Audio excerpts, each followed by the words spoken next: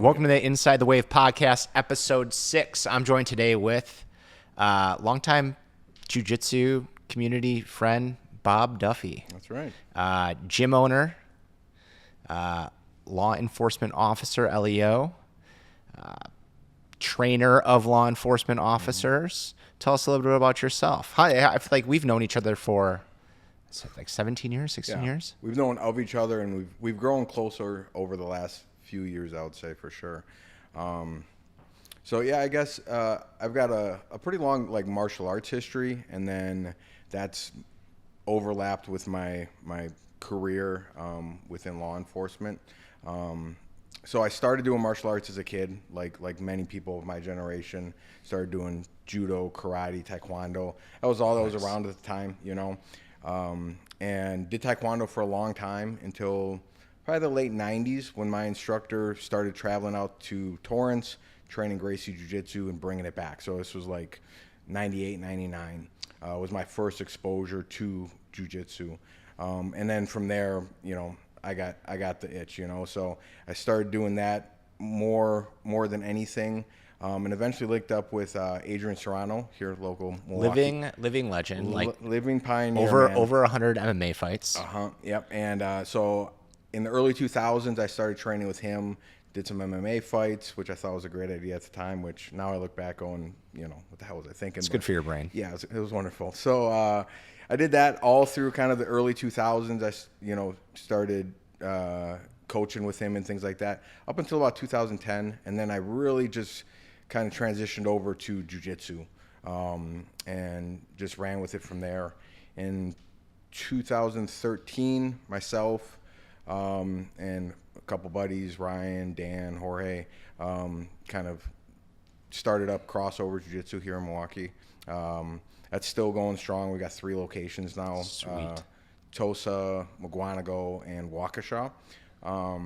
But then aside from that, I've got like a lot of irons in the fire, right? So on top of that, I obviously work at a local sheriff's office. I've been doing that for all said and done about 20 years. I worked for Milwaukee County House of Corrections for about 4 years.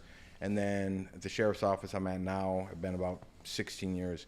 Currently I'm a sergeant within our corrections division, and then I oversee a lot of our defensive tactics training. Where does like sergeant line up in the ranks of things? Yeah, so every agency is a little different, but at our agency, basically within our corrections division, we have officers and then sergeants, and then it goes right into our superintendents and our administration. So kind of like a midline supervisor. How long have you been in law enforcement for? So all said about 20 years. Okay. I'd say for a good majority of that, at least 10 plus years, I've been heavily involved in like the training end of things. Training not just like our corrections division, but also our patrol guys, our SWAT guys, kind of the full gambit. And I've been lucky to do that because of my experience with like martial arts and jiu-jitsu and stuff.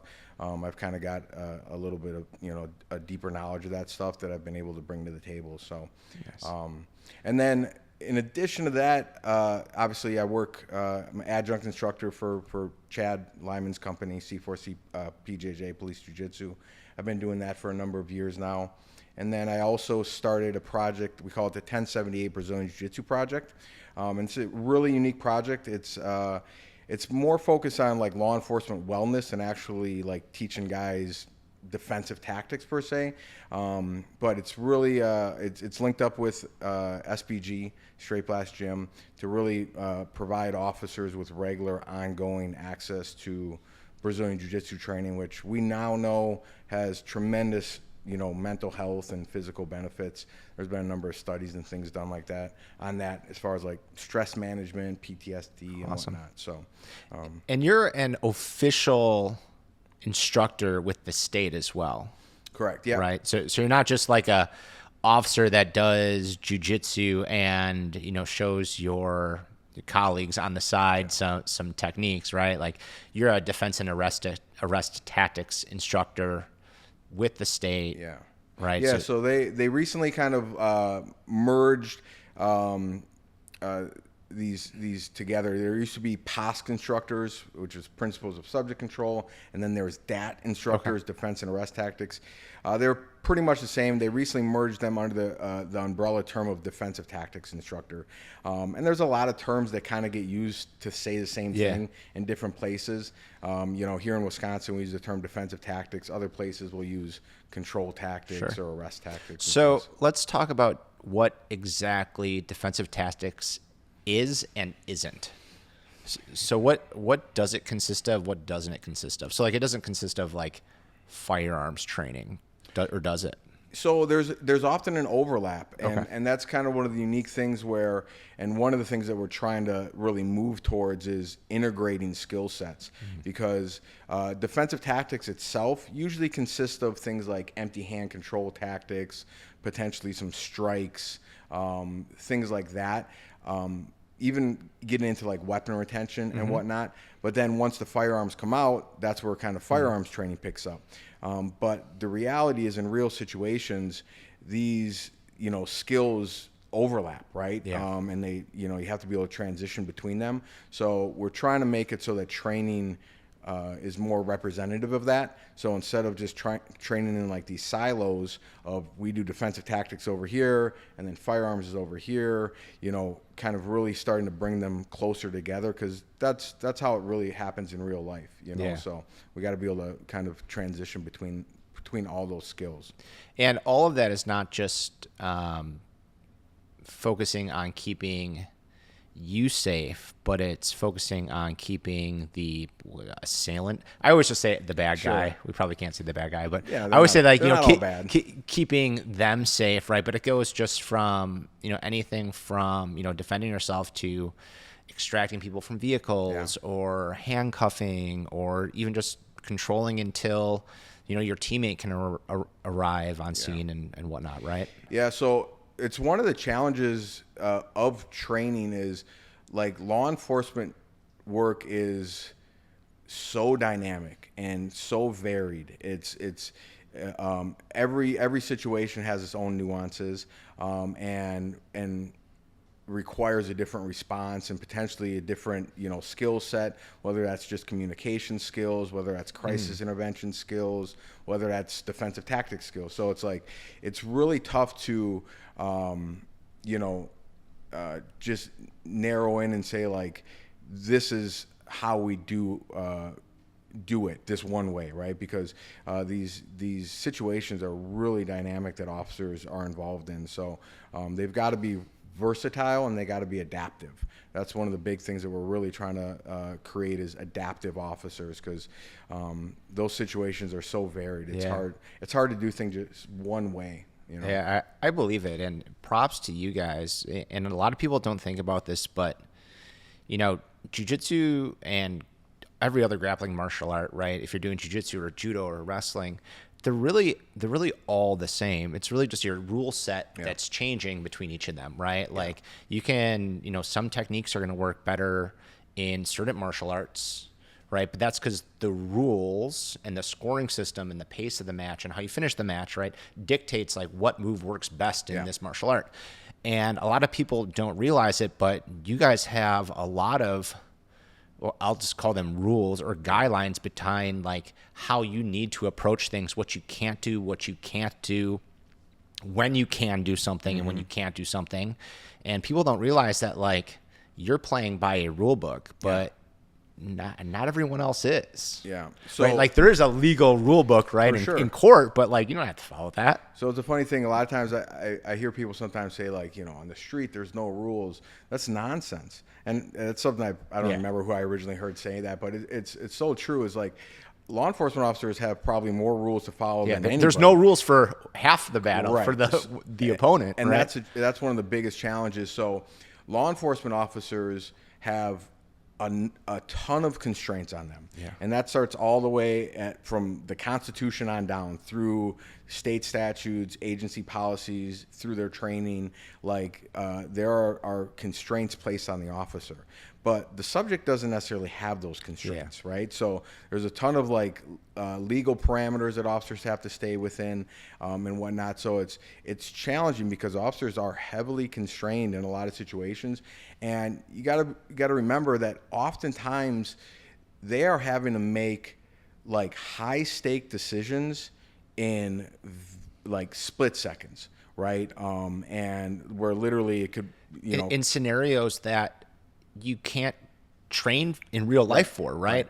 One of the benefits of jiu-jitsu is me and you can do jiu-jitsu as hard as we want at each other, and we'll both walk away super safe. Yeah. Right. But like, when we start going to striking, we can't spar full on all the time because you'll probably knock me out. Right. And then like you take that to the next level of police officers, like you can't have police officers going full blown at each other, because there are times where you guys need to make decisions that, have huge consequences. Yeah. Well, and I think that's one of the things that makes training so challenging is, like when you look at training somebody for like MMA or for jiu-jitsu, right? Like we kind of can gauge what the environment's going to be like. We have an understanding, right? It's low variable, right? Yeah. We understand what the rule set is. There's parameters there that are pretty well defined, right? For sure. Like if we're rolling, I don't have to worry about Bob ever punching me. Right, exactly. So, but I would say, or another person jumping in. Right, exactly. So for law enforcement work, though, it is like the most dynamic, right? The environment is ever changing. Like grass, concrete, crowds, one-on-one, inside, outside. It's cold out. It's confined. Hot out. Time of day. There's noise. I mean, it's so dynamic, and you don't get to choose what that environment's going to be like, right? And then the subject behavior is unpredictable, right? You don't know what their mindset is necessarily. You don't know if there's weapons involved necessarily. You don't know what their motivation is. So I mean, it's extremely hard environment and situations to like prepare for, right? Like it's just ever changing. So that's where, when it comes to training officers, it's challenging, but I think that's where we really kind of fall back on building adaptable officers, right? Like making them active problem solving. Yeah. Active like problem solvers. Yeah. Core competencies, right? Exactly. And we do that and this has varied over the years. So a lot of defensive tactics programs are really like technique heavy, right? Like learn these techniques, memorize these techniques. But we know that doesn't translate over to skill, right? Yeah. So what we've really focused on, especially with like C4C and whatnot, is giving a deeper understanding of why things work. We start with some concepts that are kind of pretty versatile, and then we will give techniques as examples that like reinforce those concepts. But it's a classic adage, like, this is a way, not the way, right? And at the end of the day, what we're really trying to do is make it so that officers can have a versatile tool set and solve problems, and use good appropriate force at the appropriate time. That's our overall goal, So let me tell you, and I think because we talked about this as I was getting started, getting involved with you and Chad and C4C. But as a jiu-jitsu instructor, we have a lot of people that come into our academies that are officers that are like, hey, I want to learn some jiu-jitsu. I'm an officer, and I heard this is good for my work. And I would have people come into my academy, and I'm like, hey, I can show you jiu-jitsu, but I don't take it word for word of like, hey, what I teach you in a classroom is going to work for you out in your environments. Yeah. So I originally got involved with you guys because I wanted to better help the people that were coming into my academy. Mm-hmm. I wanted to learn the rules that they need to play by. Yep. I wanted to learn more about what's going on in your heads while you're doing stuff. So like you said, a lot of jiu-jitsu instructors, they want to teach you the techniques, and that's not going to benefit them as much as teaching them the concepts. Yeah. And that's where I think, so jiu-jitsu is a broad term. And I think that sometimes people get really, fixated on jiu-jitsu meaning like this type of jiu-jitsu, right? Yeah. I look at jiu-jitsu as like a broad category. Like I would say a car, right? Yeah. There's many types of cars. Yeah. And certain cars are better designed for certain purposes, right? Like a NASCAR has a very specific purpose. I would equate that to like IBJJF Jiu-Jitsu, right? Turns like, left real well. It is the that's like that's the sportive element of that, right? And then you've got, you know, these little crazy off-road cars, right? Like that's probably like jiu-jitsu for MMA, right? Something like that. But then you have cars that are specifically designed for police, right? And you know, we use police cars for police work. It's the same thing with jiu-jitsu. Like we have to use police jiu-jitsu. It's not, and this is where I think people get confused sometimes. They're like, we're not advocating for, you know, sports style jiu-jitsu to be used the same in law but enforcement. different. Right. You're looking at it through a different lens, and we're trying to accomplish different objectives. And it's one of those things like what would you define jiu-jitsu as? Like, how would you define jiu-jitsu? Like, what would... People rolling on the ground with pajamas on, ground karate. It's so hard. definition. It's so different. It's so different for everyone. I tell every student that comes in, like, I don't know what jiu-jitsu is going to be for you, but I know what it is for me, right? Yeah. And some people do jiu-jitsu for self-defense. Some people do jiu-jitsu to be the sheepdog, to like protect other people. Some people do it for police officers. Some people do it for MMA. Some people just do it for fun. Yeah. And those are like, they're all different versions of jiu-jitsu. Right. And I kind of I try to find what that common thread is, right? And kind of the definition I've come to like, and this might be way off basis, but basically it's like jiu-jitsu is a set of tactics, strategies, and techniques, right?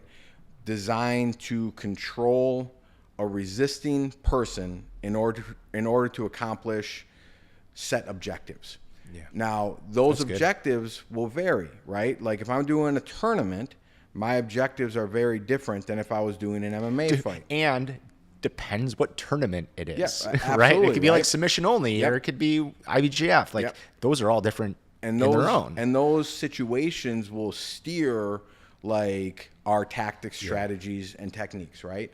So it's the same thing. So in law enforcement work, my objectives are very different. And so, you know, an adage you'll hear a lot is like situation will dictate tactics, right? And I think that holds true where, you know, whatever objectives we're trying to work towards, if we're working towards law enforcement objectives, our tactics, strategies, and techniques will be different often, not always, but often there's going to be a difference between if we were doing an MMA fight or whatnot. Yeah. Now, there will be some overlap, right? There are some things that can transition over, you know, like, so when you have somebody come into your academy and they're just taking standard Brazilian Jiu-Jitsu classes, some of that stuff will translate over to law enforcement work, right? Yeah. But not all of it. Yeah. And that's where I think, you know, having, you know, community academies that get involved with like C4C or, you know, there's a bunch of other good companies out there, but like, I think it helps them be able to put that lens on a little bit and go like, hey, like if we're working towards a law enforcement objective, we might want to tweak this. We might want to focus on something else. You know, we might not want to do this. We might want to do this. So I think it's important to be able to put that lens on, and that's crucial. Yeah. I would say the biggest things that, you know, I've noticed outside, at least coming from an instructor and a jiu-jitsu person standpoint, trying to help law enforcement is, one, understanding the rules that you guys need to play by. Like the techniques, the concepts, those don't change too much outside of like, hey, there could be multiple people and that person might, you know, they might have a weapon, which I don't have to worry about in the jiu-jitsu room, right? But then there's the cuffing, there's the control. So like there's a large amount of what we teach in jiu-jitsu that with the right, like you said, lens on it. Yeah, it's like seasoning, right? Yeah. It goes directly over. But then there's a lot of stuff that, you know, jiu-jitsu guys just don't think about. Right. Like I don't need to think in jiu-jitsu ever about how do I get someone out of a vehicle when they don't want to get out of a vehicle. Right. But when it comes time to do that, so I always kind of try to like boil things down to the main ingredients, right? So it's like, okay, when it does come time to take somebody out of a vehicle, like there are things that we practice in jiu-jitsu that translate over, right? Like we control distance. We are able to do, you know, good 2-on-1 controls. All that stuff, it's just maybe seasoned differently, or, you know, it's kind of a little bit of a different context or whatnot. But that's where I think, you know, training in a regular jiu-jitsu academy, even if it's not specifically law enforcement like classes or whatnot, there still holds a lot of value in that, right? You know, because we do things in jiu-jitsu every single day that can transfer over. It might have to be like tweaked a little bit, or it's going to be a different context, but like we control resisting people in jiu-jitsu academies every day, and that at the end of the day is what officers so often have to do on the street, you know. So you know, I think that kind of stuff transfers over pretty well. Yeah. Now, I'm a firm believer that law enforcement, one, they're very undertrained, but in two different fashions. Undertrained in they don't get enough training, like just pure quantity over time, but they also don't go very also deep into the training, because without quantity over time, you can't go very deep into it. You can really only stay shallow. What are some of the biggest, I guess, deficits, challenges that you see with training in law enforcement today? I mean, it can be anything from like, hey, there's not money for it. There's just not time for it. You know, maybe people just don't understand the true need for it. What do you see as like the biggest challenges? Man, so just get the laundry list out. It's super complex. It's a complex problem. Yeah. It really is. You know, one of the things I always try to emphasize is the expectations and the responsibilities that are placed on officers are so high, yet the training they receive is not proportionate to those expectations, right? So how much training in, let's go specifically the defense, the close tactics that we're talking about, not firearms training and stuff like that. You can include that maybe, but how much training typically do you see on average departments giving or allowing their law enforcement officers to have regularly? Okay, so I'll give you a little rundown here. So, and let's just talk about sworn law enforcement in Wisconsin. And there are what I would classify as non-sworn law enforcement. Like a lot of correction officers are actually non-sworn, but they still are kind of in that you know, that realm. So when we're talking about sworn law enforcement, right? To be a sworn law enforcement officer in the state of Wisconsin, you have to complete a 720-hour police academy. All right? Now, that seems like a lot. In order to become a licensed barber, right? Shout out to Barber Social, TJ, right? You have to go through like 1,000+ hours of training. Right, so it takes more hours to become a licensed barber in the state of Wisconsin than it does to become a police officer. Dude, that scissors real dangerous. Right, scissors are. I mean, have you ever had a bad haircut? I mean, not by TJ. Not by TJ, but you know, but so you're looking at 720 hours. There are some exceptions to that, like Milwaukee Police's Academy is a little bit longer, State Patrol is a little bit longer. And is that 720 hours? Is that like every year, every 3 years, one time? That's one time in their whole career. They front load a bunch of training, 720 hours. And you can become a sworn officer. But here's the thing about that, is that includes everything. That's not just defensive tactics. That's not just firearms. Like firearms, defensive tactics are a portion. 18 weeks. Of that 720 hours, right? But there's also like legal stuff they have to learn, first aid stuff. Like what are the laws that like I need to cite when I pull someone over? Vehicle contacts, like pursuit training, like first aid training. Everything is within that 720 hours. So it is a ton of material jammed into 720 hours. So it's really just tip of the iceberg.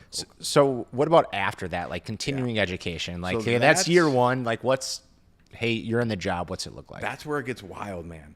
So it varies. And let's just talk about it in the state of Wisconsin. Okay? What's like the best one you've seen versus like your mediocre average? So that you've heard of? For an officer in the state of Wisconsin to maintain their certification. So this is like state minimum requirements. State minimum.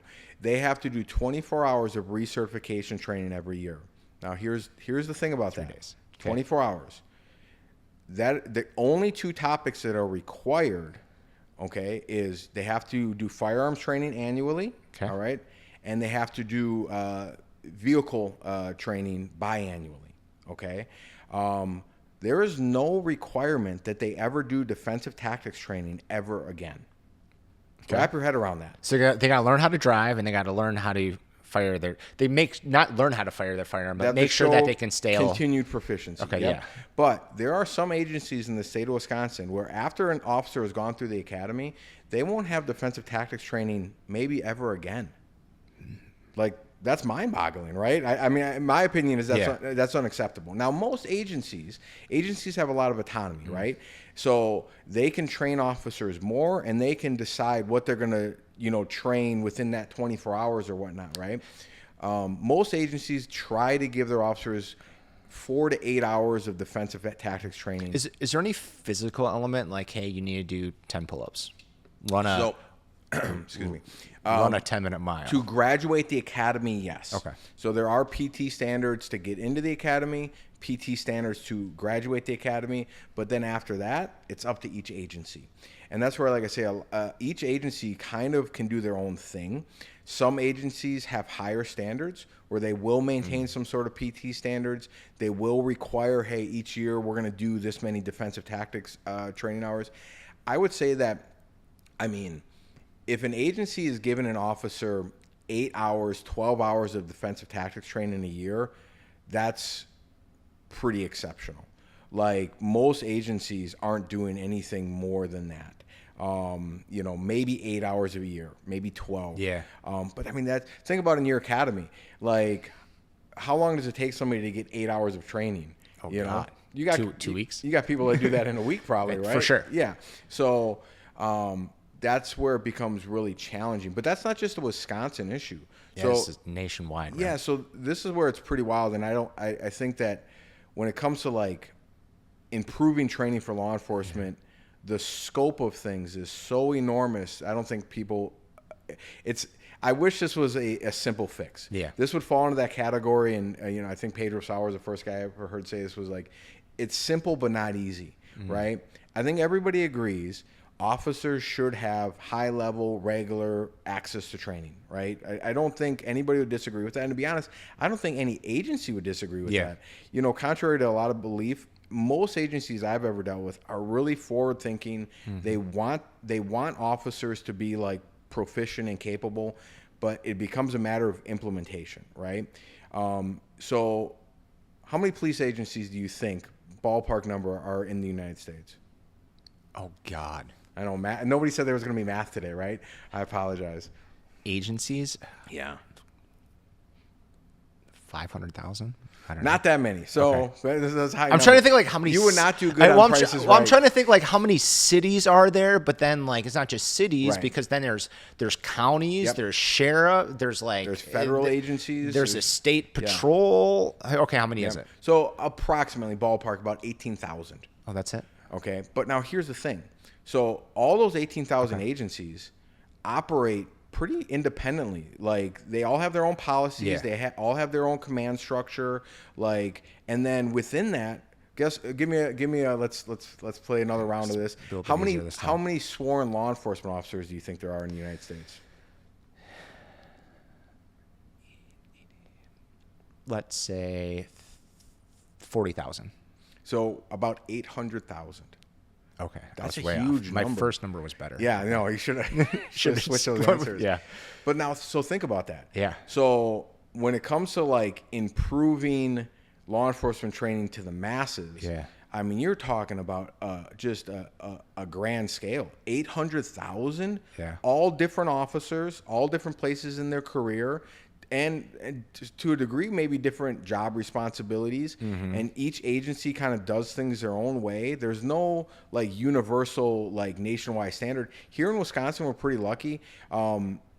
We have a state curriculum at the academy level, and then agencies can grow from that. Agencies have what's there's terminology, like a specific phrase I've heard you say in the past for our state curriculum? Yeah, of, like, the bare minimum, but you can go above and beyond. Yep. So there's basic recruit level training. Yeah. That's like the DAT curriculum or the defensive tactics curriculum. But then within that, and this is laid out by the Wisconsin Law Enforcement Standards Board, agencies are allowed and permitted to exceed that basic recruit level training as they basically deem fit, right? But every agency has their own needs. This is where it's so complicated. And that's where you get agencies sending people to, C4C or the Gracie version of it or whatnot. Okay. And that's where it's really tricky is there are some agencies in Wisconsin that have 1,000+ officers, right? A few years back, and I don't know if this is still an accurate statistic, but a few years back, 65% of agencies in Wisconsin had 10 or less officers, right? So that's a huge, like, how they do things in Milwaukee are not how they're going to do things in, Williams Bay. Now, do you think, getting people access to the training that they need, do you think it's more of a funding issue, or is it more of a, hey, the minds haven't been open enough yet to see the need to go above and beyond, or to at least deliver the minimum at a more regular basis?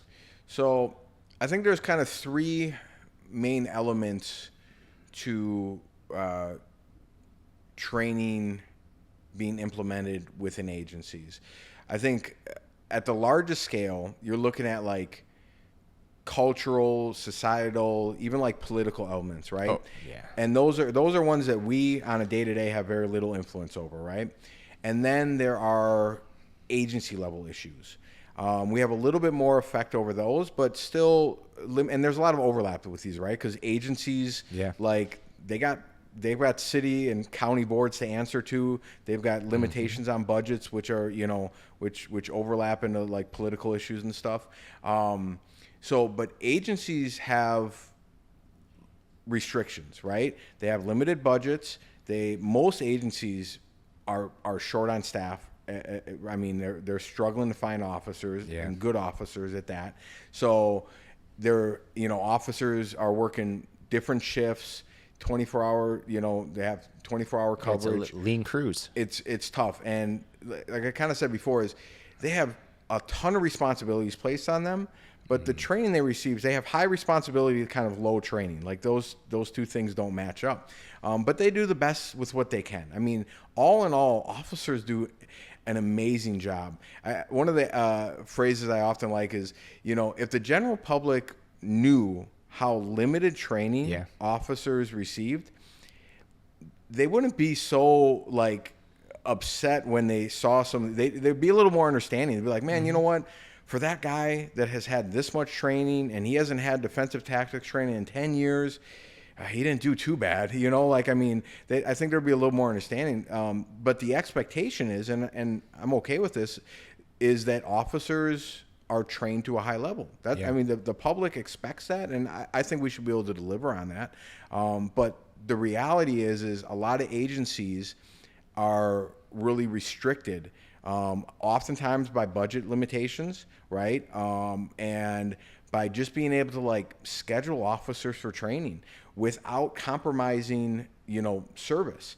You got officers that, they've got duties they've got to perform. If you're going to have them come into training, that means there's a hole somewhere on their shift or whatever it might be. And if you're not going to have them do it on shift, then you got to pay them overtime. So essentially, the bench is not strong enough to, let's say they're working an 8 or a 10-hour shift to even pull 1 or 2 of those hours away to give them training. That's a great way to put it. Because they need someone on the road. Yeah, they need someone out there in the world. That's a great way to put it. The bench isn't deep enough right now, right? Yeah. There's not that relief factor built in. So then the alternative is okay, you're going to pay guys overtime to it. Yeah. Well, and then you get people burning out, and to me, it's not a job where if I'm in a situation and I need someone to protect me, I don't want them in their overtime hours protecting me. I don't want them tired. I want them fresh. Right. Well, and that's one of those things too, where nothing gets people in an uproar more when you start looking at overtime budgets and and things like that. So I would say two of the biggest like hindrances to training really taking off at agencies is budgetary limitations, and then having enough staff, having enough of a bench to be able to offer training to officers on shift. Like that's really challenging. Yeah. And like I say, now how many departments do you see offering officers training off shift? Is that common? It's becoming more common. So I think that's where we might have the most viable solution now. Like, hey, you want to go do jiu-jitsu, or you want to go lift weights, you want to go run, like, hey, we'll give you a stipend to do that sort of a deal. Yeah. Okay. So I think that's maybe where we have the most impact currently. So like I say, you got those big, cultural, political, factors. Those we have limited control over. Mm-hmm. You got agency factors like staffing and budgets and stuff. Those are changing. They're getting better, but we still have limited effect over that. But what we have good effect over, like today, is just that, is getting officers access to training on their own time, potentially on their own dime. Some agencies are supplementing it where they'll pay for officers, like to have gym memberships and stuff, which is awesome. I think that's a good compromise.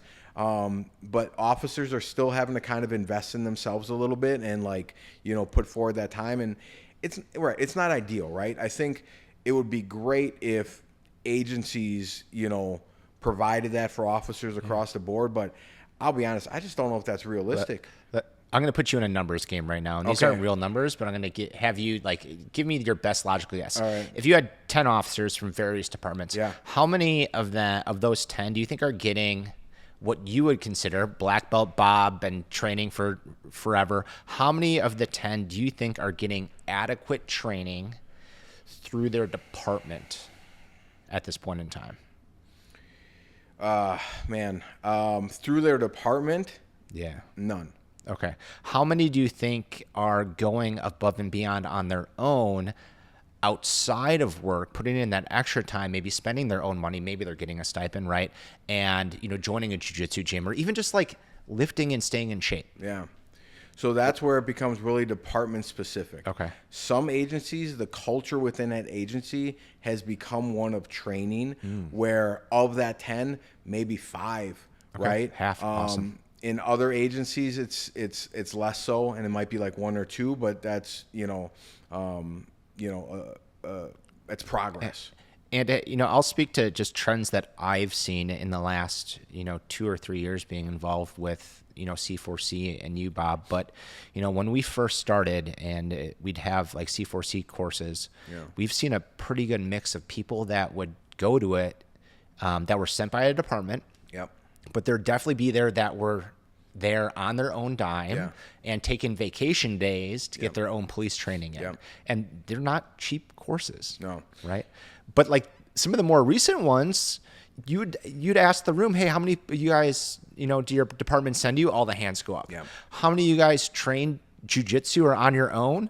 50, 75% of the hands go up, and you're like, wow.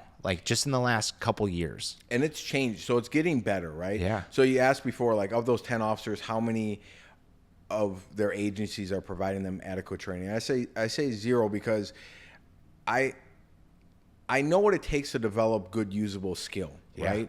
And that's not being done in 8 hours a year, right? That's just not how physical skills work. If you want to have competent physical skills, you have to be, to quote Chad, you have to be training a lot, right? It's got to be frequent training. And that's not the norm within agencies. Yeah. It's just not. I always like to say, when you look at good training programs, there's 2 main prongs to a good training program. What's being trained, right? The curriculum, or at least what's being focused on, what the attention is being placed on. So what's being trained, and then how it's being trained. And how it's being trained has kind of 3 elements to it. It has to be trained with aliveness, right? Yeah. The old SBG adage, right? We got to have that opponent process going on. And maybe that might be a little intimidating for some agencies, but let's be honest, if we're going to be using force, as part of our duties, it's against somebody that's resisting. Yeah. So training has to, reflect that.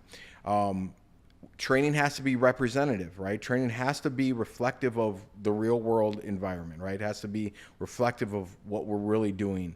And then the third part of like how we train is frequency. And that is probably the thing that I think we still have to make more progress on. Is in a lot of agencies, they'll do a 4-hour training block a year or an 8-hour training day. When in reality is, like, think about building somebody's just jiu-jitsu skill, right? And like we talked about before, on the realm of like variability and dynamic situations, jiu-jitsu is on the low end, right? Yeah. But just to develop jiu-jitsu skill, how many hours a week would you recommend somebody train? At least 2 days a week. Right. And I'm even thinking as you're saying this, like if I go to a seminar and I go to a 3-hour seminar, dude, and 3 hours that's a lot. By the time like a 3-hour seminar is done, my brain's just like done. 2 hours is great. If I go to a 2-hour seminar and I don't practice it like the very next day and do it like 3 days a week for 2 weeks, it's gone. Yeah. Like gone. And that's like I say, a lot of agencies now more than ever are doing a better job as far as what they are training their officers. I mean, I've worked with, 40, 50 officers from probably 40 or 50 different Wisconsin agencies, right?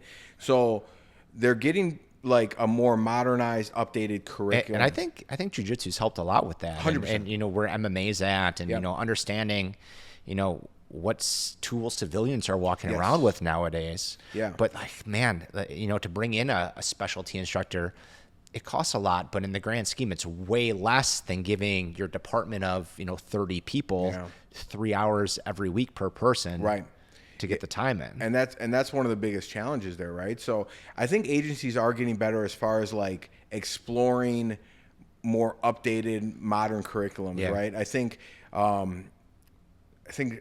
John Kavanaugh it was quoted once saying something along the lines of like updating the software, and I really like that. I really like that because it's like that's what we need to do, right? We're trying to update the software. Right now, a lot of agencies are still operating off of like Windows 98. We're just trying to bring it up to like Windows XP, right? And there's going to be some stuff from the old system carried over, but there's going to be some updates that have been made. It's the same thing as jiu-jitsu today. Like if you tried doing the jiu-jitsu that was done 15 years ago, right, some of it's going to still be great, but a lot of it's just it's outdated. Yeah, the fundamentals stay relatively the same, right? It's like John Donaher says this, but like Americana from Mount. Like every white belt goes for it. Yeah, it's like never been hit at black belt worlds because like you can't get someone out of position like that. Like that's where you need the software update. 100%, and that's where I think agencies are becoming they're awakening to that, where they're saying, hey, we need to update the software, right? And again, in Wisconsin, it's one thing. In other states, it's another. But I say we are seeing more and more in multiple states throughout the country, agencies like being open to that idea. And they're seeking out updated software. And I think, not to like call out specific current events, but I think there's been a lot of current events in the last 5 years that have really led to that accelerator being pushed down. Like it should have been done sooner. Yeah. But with current events, it's almost forced it too late. Yeah. Well, so there's complacency is a problem, right? I hate that word. We don't use that word on this podcast. I know. I apologize. And there's different types of complacency, right? Sometimes agencies can kind of get complacent, where it's like, it hasn't been a problem, right, until it becomes a problem. The people, right? And then, but officers can become complacent too, right? And sometimes it's when an incident actually occurs that like people start to wake up a little bit, right? And you never want that to be the motivating factor, but unfortunately, sometimes it is. So that's where I say I think a lot of agencies have started really opening their eyes to updating the software, and there's a lot of good curriculums out there. Obviously, like I help coach C4C. I'm a big believer in C4C. Do it. Yeah, do it. But I've got close relationships with other guys that are involved in other companies that offer good stuff. And truth be told, this is nothing necessarily new. like guys have been putting in work on this since, I mean, UFC happened in like 93. Guys like Paul Sharp and Fletch Fuller and some of these other guys, they've been doing this stuff since the late 90s, right? And it's just, you know, it's starting to really gain traction. It's spreading. Yeah, it's getting better traction now, and I think some of that might be as an account of, you know, good use of like social media and other resources, but and it's just continuing to evolve, right? But that's where, even though a lot of agencies are starting to update that software and changing the, you know, what's being taught, I think one of the missing pieces still is how it's being trained, and that's that frequency factor. If guys aren't training at least, I don't know, a couple times a month, like, you can have the best curriculum on the planet. How you train it really makes or breaks it. And jiu-jitsu technique, concepts, all of that aside, right? Like, the first time you want your adrenaline in full throttle is not in a serious situation 100%. Where you or someone else can be hurt. Yeah. And, you know, like, me and you, how many times have you just tapped someone out by kind of like just laying on them? It's one of my favorite things in the world. Yeah, but like for real, the cardio taps or like the pressure taps, like, but like, man, officers, like the first time you see red or go into the black, whatever your terminology is, should not be out there in the real world, right? Like, you need to be getting that on a regular basis.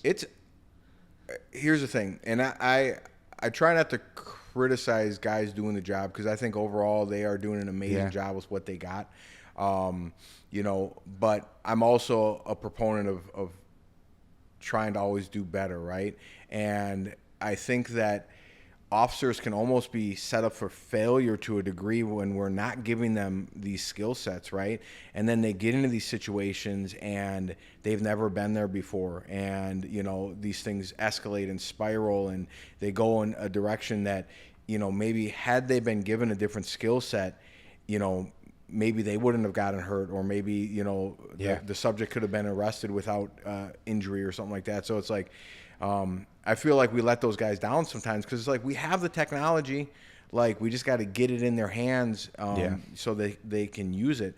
I mean, on a grand scale, and this is, I mean, not to get too far in the weed on statistics here, but like, just to reinforce the fact of how, I mean, good of a job officers actually do. So, all right, let's go back to numbers. Are you ready? All right, Price is Right. I am so bad at these. How many people do you think have contact with the police on average in a given year? How many people? Yeah. So there's about 333 million people in the United States, right? Okay. So how many people do you think have police contact? A third of them. I don't know what that breaks down to, but let's say about 60 million. Okay. Right? So, yeah, that's about a third. Is that a third? Is that right? I don't even remember what the first number is. Where's our numbers, guys? Is that a third? Okay. So about 60 million police contacts a year. And is that just, what do you consider a police contact? Like this right now? Well, I'm not a sworn law enforcement officer, so just a sworn law. But it can be a citizen initiated or law enforcement initiated. Okay. So it could be anything from, hey, I lost my dog. Yeah, exactly. Okay. That, or they, you know, you get pulled over for speeding, Sure. or they're investigating a crime. So it could be anything, right? And, you know, any of those contacts could potentially turn into an arrest situation and or potentially even a use of force situation, right? So of those 60 million, say, police contacts, on average, how many do you think, and this number I think surprises a lot of people, how many do you think actually result in the use of physical force? 500,000. Okay, I don't know what number, I don't know what percentage. Let's go percentage. This I know. I tried percentage last time. Where's our percentage guy? 3%. Yeah, you're pretty close. 1% to 2%. Okay. So I asked that question to a lot of people. I even asked that question to like new police officer recruits. Yeah. And I get numbers from like 30 to 50% a lot of times, where people think that, you know, half of all police interactions. But here's the problem with that. I'll tell you that. Like, it's even more of a surprise when it does happen then. Like, if you said 50%, that officer would know every time, like, I need to, like, on or off. Like, it's going to be this or that. But, like, when it's 1%, like, you don't know. No, and that's where complacency can start to kick in a little bit, right? It creates even more. More often than not, it doesn't happen. Yeah. But when it does happen, the stakes can be life or death, right? So how many times in a person's career does that come out to, would you think? So hey, your turn. Yeah. So, what percent? So it varies greatly. So here's a crazy thing is if you're talking about an officer in like a big city like Milwaukee or something like that, right?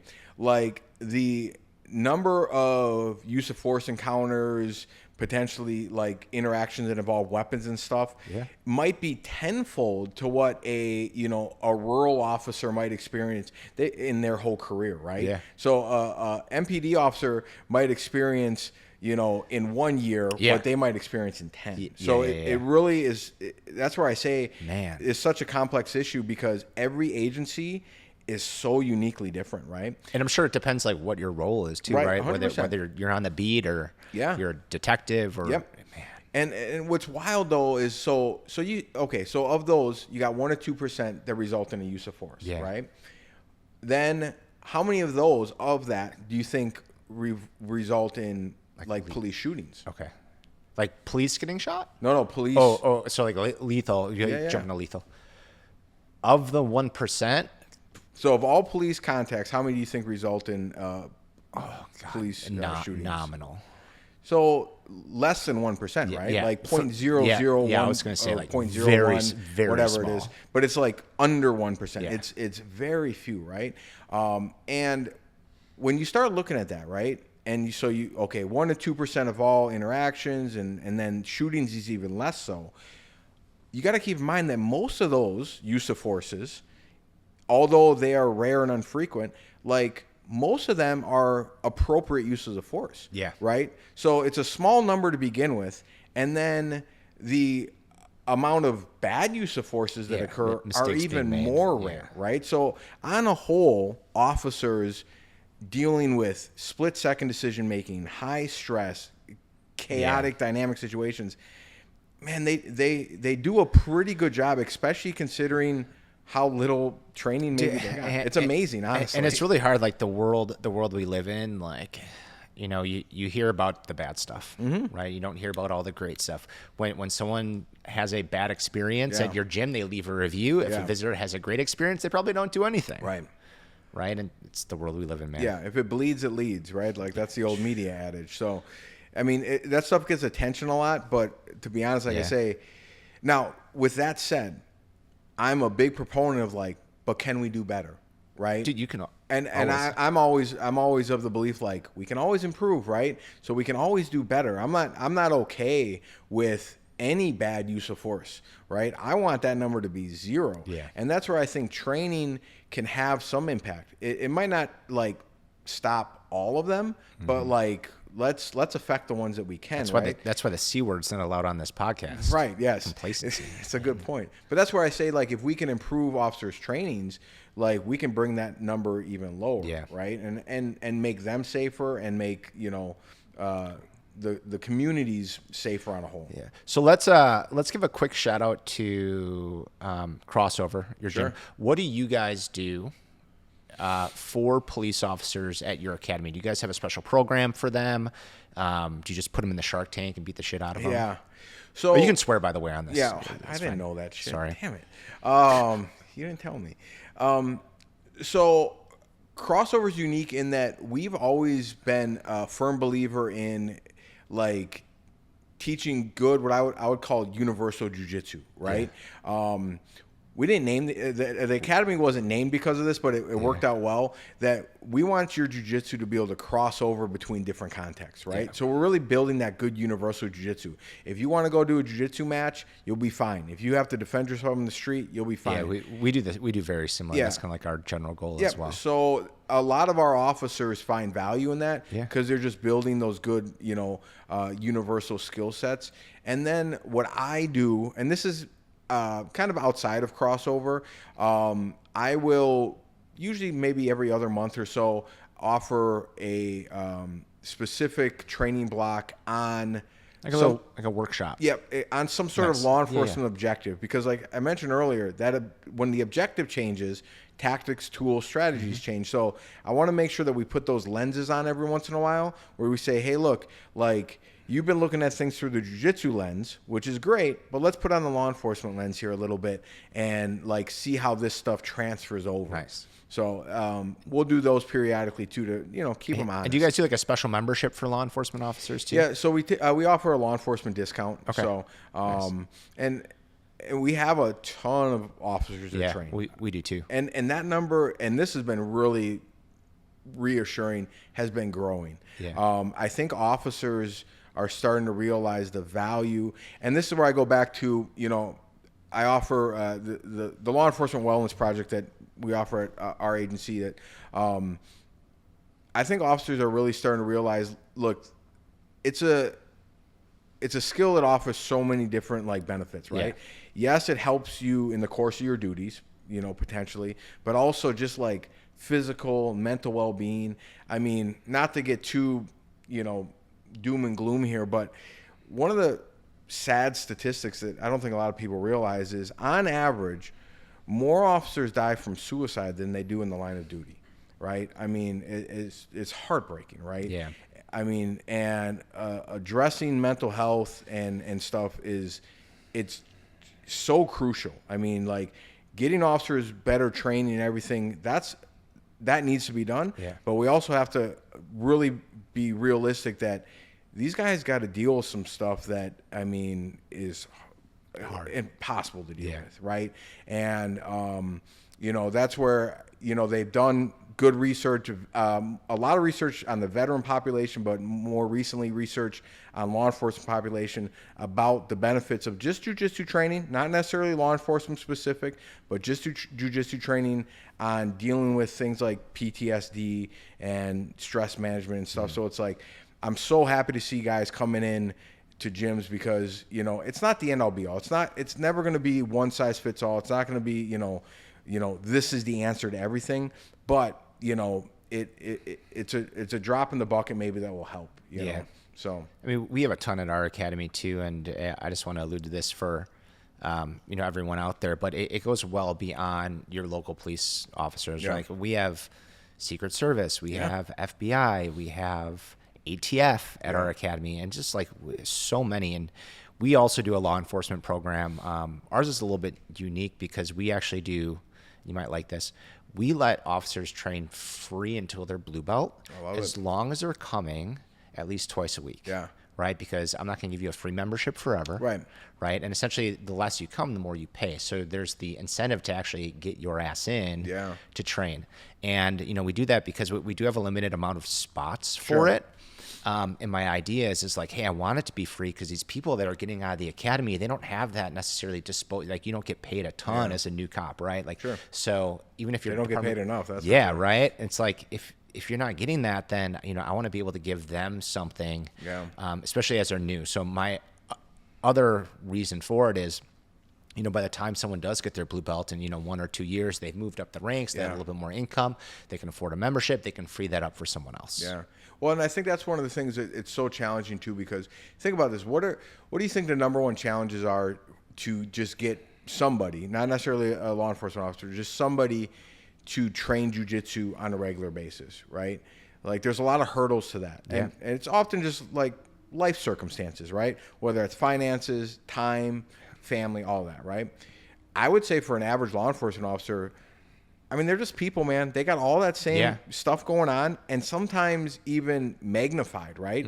Because they're working long shifts, crazy hours, overtime. Weird shit happens at work. Absolutely. They get held over, and, they just want to get home and see their kids, man. And they just want to spend time with their family. And then it's like, then on top of that, now they're going to go try to get to the gym, and it's like, it's a lot, man. So it's like the more we can do to make that easier, whether that's, by, reducing the financial, burden, by making it more available to them, whatever it is, I think like it hopefully will just lessen that, that those hurdles a little bit, to get them training regularly.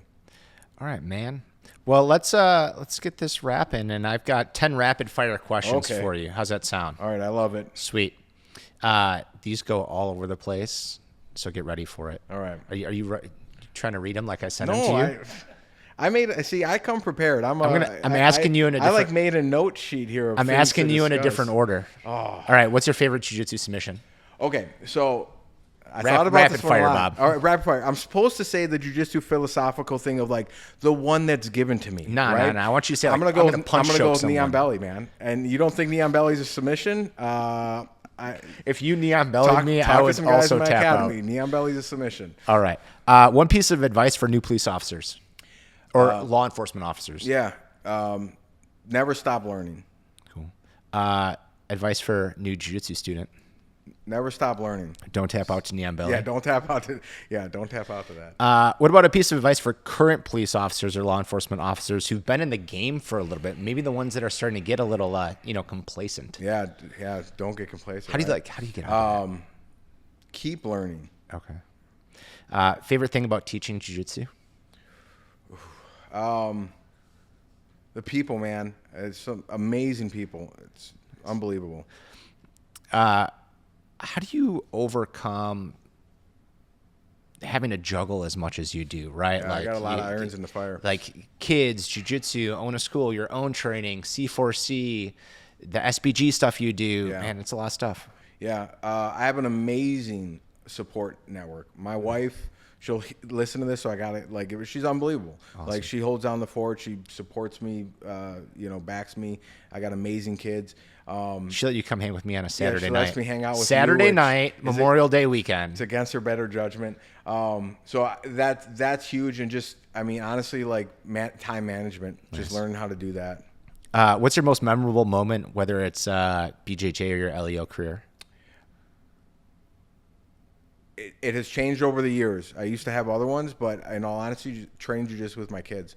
I've got a 6-year-old, 9-year-old, and like being on the mats with them and doing jiu-jitsu with them is just, it melts my heart, man. What cool. age do you think they're going to tap you out? Whew. My daughter's 9 and she's gotten close. She's got a little razor blade forearms, get that rear naked choke on you, just wrecks it. Neon Belly shuts that down though. Oh man. What's the number one top improvement you've loved to see in police training? I know we talked about a lot of areas of opportunity. What would be like if you had unlimited resources? Yeah. What is it? Frequency of training, regular, ongoing training. Nice. What's your go-to hobby or passion outside of jiu-jitsu? Like me, you just love it so much. Camping, I guess. I like camping. I like hiking. Yeah, outdoors. Do you glamp?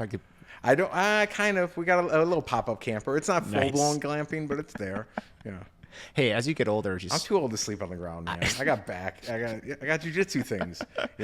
All right. What's one thing people would be surprised to know about you? Oh man. I don't know. Might have to edit this part out. I have no idea. You're just an open book. I'm an open book, man. Yeah. I come at. Yeah. Cool. I used to play trombone. Did you? Were you good? No, it's horrible. I never learned how to read music. So what I would do is I would just move the slide to wherever the guy next to me was moving. And you just didn't blow into it? Yeah, we have a trombone in back, and we're going to actually make a little Instagram short of it. Fake it till you make it. Awesome, man. Well, I appreciate you. Anything else you want to share with the audience? Jiu-jitsu people, law enforcement officers, people on the edge of training, people who've been training for a while. Anything else? Closing words from Yeah. I think, I can't encourage guys enough, and by guys I mean generally anybody. I can't encourage people enough. Like, just try it, man. Just come on the mats and just try it. And I think I've met more people. I've never met somebody that's regretted training, but I've met hundreds, maybe thousands of people at this point that regretted not training or not starting soon enough. I would say the number one thing you hear from people, man, I wish I would have started sooner. Man, I wish I would have wrestled in high school. Yeah, it's not for everybody, but it's for a lot of people, man. Nice. And where can we find Crossover if you're interested in the kind of the Milwaukee, Muskego area? I'll give a couple plugs. So there, like I've said multiple times, I've got a lot of things going on. So for Crossover stuff, crossoverbjj.com, everything's on there. If you're interested in like police jiu-jitsu, hit me up at c4cpjjwisconsin@gmail.com. Email me and I'll help you out any way I can. And if you're interested in kind of, looking at jiu-jitsu through that wellness lens, our 1078 program, you can hit me up at 1078bjjproject@gmail.com. Awesome. Well, thanks so much, Bob. It's an honor to have you on my podcast, this being your first podcast. I've ducked and dodged podcasts for a long time. The voice of Bob is out there in the world now. So is your beautiful face. I appreciate that. It's about if you love this podcast episode, please like, subscribe, stars, rate, friend, heart, whatever it might be. Catch us next time.